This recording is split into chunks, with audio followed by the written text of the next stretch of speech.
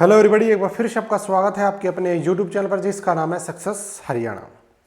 अगर आप हरियाणा सरकार के कर्मचारी हो तो ये वीडियो आपके लिए है। इस चैनल को सब्सक्राइब कर लेना और मेरा एक टेलीग्राम चैनल है जिसके ऊपर लगभग 13,500 कर्मचारी जुड़ चुके हैं। डिस्क्रिप्शन में लिंक है, उसमें भी आप जुड़ जाना, क्योंकि कर्मचारियों की आवाज़ उठाने वाला एकमात्र एक ग्रुप है जो सभी तरह के कर्मचारी उसमें जुड़े हुए हैं, सभी तरह के, चाहे आपका लेकर के group D, clerk, assistant, superintendent, TGT, PGT, PRT, ग्राम सचिव, पटवारी, मतलब हर तरीके के, पुलिस, यूडीसी, एलडीसी, सब वहाँ पे जुड़े हुए हैं। तो आपके लिए एक मंच तैयार किया है कि कर्मचारियों को कुछ आवाज़ उठाने के लिए एक मंच मिले, और कुछ मैं उसमें सर्विस रूल वगैरह भी आपको बताता हूँ। और बहुत सारे लोगों को मैं बता भी चुका हूँ, जो मुझसे पूछ चुके हैं वो कमेंट भी कर देंगे। देखो, कर्मचारियों के सरकारी नौकरी के दो बेनिफिट सबसे ज़्यादा देखे जाते थे। भाई सरकारी अगर लग गए तो दो चीज़ें बहुत मिलती थी जिसका सबसे ज़्यादा बेनिफिट होता, जिसके लिए नौकरी करते थे लोग। क्या?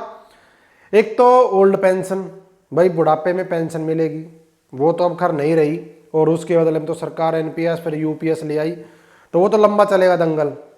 दूसरा बेनिफिट होता है कि जी मेडिकल फैसिलिटी उसके और उसके परिवार को, वो सरकार ने लागू की, आधी अधूरी लागू की। सरकार अपनी तरफ से लागू भी कर चुकी है, लेकिन वो लागू नहीं हुई है। तो भाई आप लोगों को जागना पड़ेगा, आप लोग अपनी आवाज उठाओ।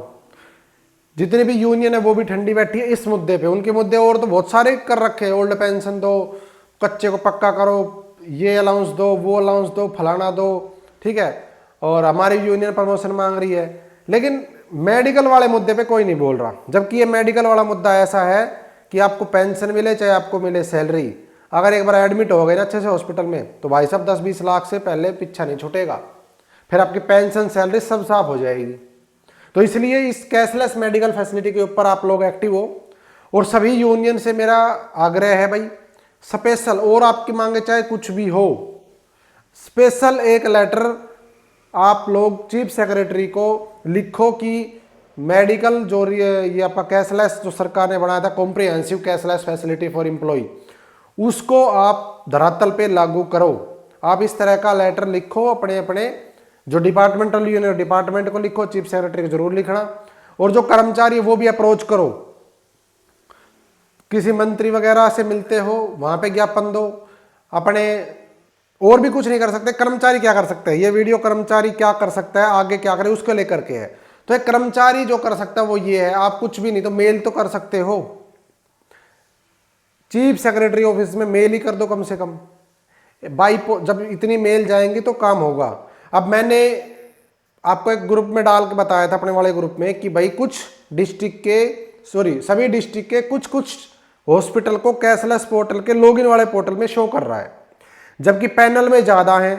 तो मेरा आइडिया ये था कि जो ये इस पोर्टल पे, लॉगिन वाले पोर्टल पे अगर ये शो कर रहा है, जैसे डिस्ट्रिक्ट में गुड़गांव की बात करूं तो डिस्ट्रिक्ट में लगभग 40 के आसपास पैनल के हॉस्पिटल है जो सरकार के पैनल पे है, लेकिन उस कैशलेस वाले पोर्टल पे जो लॉगिन के अंदर जो शो करता है वहां पे 10-11 नाम शो कर रहा है। तो उससे ये लगा कि भाई ये कैशलेस ट्रीटमेंट शायद शुरू कर चुके हैं। लेकिन मैंने कल जब पता किया तो भाई साहब सब ने मना कर दिया कि जी कैशलेस हमारा अभी शुरू ही नहीं हुआ है।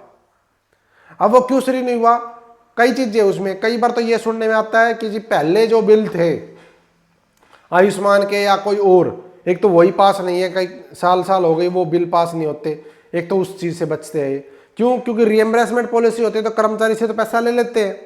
अब कर्मचारी को मिलेगा कितना? कम, क्योंकि वो पीजीआई रेट पे होता है, पैसे लगते ज्यादा तो वो कम होता है, तो उनको कोई फर्क नहीं पड़ता। इसलिए हॉस्पिटल वाले भाई बिल्कुल भी गंभीर नहीं ले रहे इन सरकारी आदेश को। और गंभीर जब लेंगे जब गंभीर करने के लिए सरकार कदम उठाएगी। और सरकार कदम कब उठाएगी? जब आप लोग बोल रहे हो, क्योंकि माँ भी बच्चे को दूध जब पिलाती है जब वो भूखा रोएगा, उससे पहले माँ को भी यही लगेगा हाँ भाई इसका पेट भरा हुआ, क्या दूध पिलाना। इसलिए आप लोगों भी के अंदर भी कमी है, क्योंकि आप लोग कभी नहीं बोलते।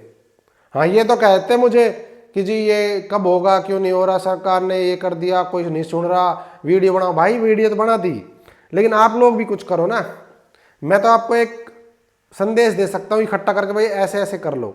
तो आप सभी लोग और भी कुछ नहीं कर सकते तो कम से कम मेल और आप बाई पोस्ट अपनी ये कैशलेस वाले के ऊपर आप भेजो, सरकार को डिमांड भेजो, ठीक है। और जहाँ भी मंत्री वगैरह से आपकी मुलाकातें होती हैं, जिस भी तरीके से वो करो। और ख़ास तौर पे सभी यूनियन से आग्रह है भाई, आप लोग इस मुद्दे के ऊपर एक पर्सनल लेटर या एक इस डिमांड को चीफ सेक्रेटरी ऑफिस में पहुंचाओ।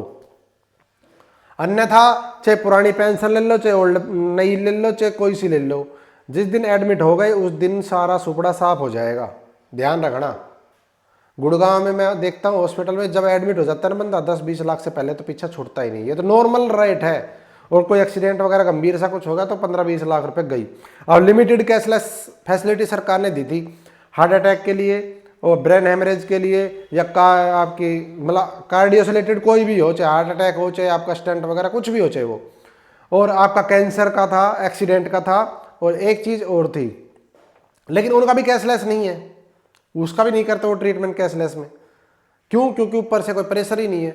ऊपर से प्रेशर क्यों नहीं? क्योंकि आप लोग ही नहीं कुछ करवाते। तो इसलिए आप लोग भी डिमांड उठाओ और सभी यूनियन से भी आग्रह है वो भी आप इस मुद्दे को गंभीरता से करवाएं। आगे इसके बारे में जो भी होगा कोई अच्छा सा प्लान करके कुछ करेंगे, ठीक है। आप मेरे साथ जुड़े रहो चैनल के ऊपर, टेलीग्राम के ऊपर, टेलीग्राम का लिंक दे दिया है। जो भी होगा मैं आपको सूचित करूंगा, अपनी तरफ से भी मैं कोशिश करूंगा और एक यूनियन को इकट्ठा करके इस मुद्दे के ऊपर भी कुछ करवाते हैं। Thank you. जय हिंद, जय भारत, जय हरियाणा। आपका दिन शुभ। वीडियो को लाइक और शेयर कर देना। टेलीग्राम का लिंक है डिस्क्रिप्शन में, उसके ऊपर जुड़ जाना। धन्यवाद।